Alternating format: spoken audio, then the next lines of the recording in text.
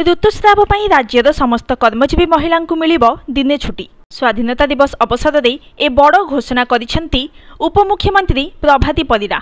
जड़े महिला होई महिला मानकर समस्या को उपलब्धि करी एभली निष्पत्ति नैथिबारु उभय उपमुख्यमंत्री और राज्य सरकार को प्रशंसा करिसेंती कर्मजीवी महिला और महिला अधिकार पई लड़ाई करुथुबा सामाजिक कर्मी।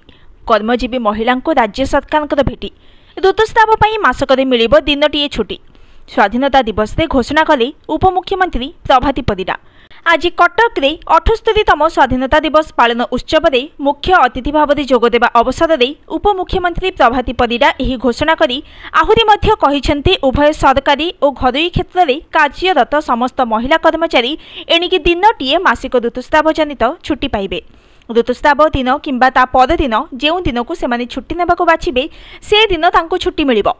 कर्मजीवी महिला हुअंतु कि छात्री मासिक ऋतुस्राव समय सेमानंकु मिलु छुट्टी। एने बहुबार सरकार निकट में दाबी करी आसुछंती विभिन्न सामाजिक और महिला अधिकार संगठन। एमितिकी ए संपर्कित एक जनस्वास्थ्य मामला भी सुप्रीम कोर्ट रे रुजु होइथिला।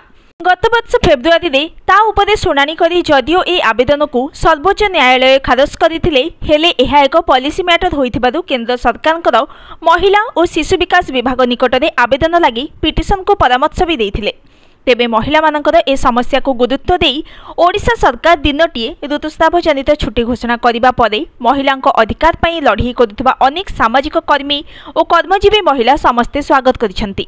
एही छुट्टी दिनक परिवर्ते 2 ରୁ 3 दिन को बढ़ाइबा सहित स्कूल और कॉलेज रे अध्ययनरत छात्री को भी ए सुविधा दियाजिबा दरकार बोली दाबी करिसेंती।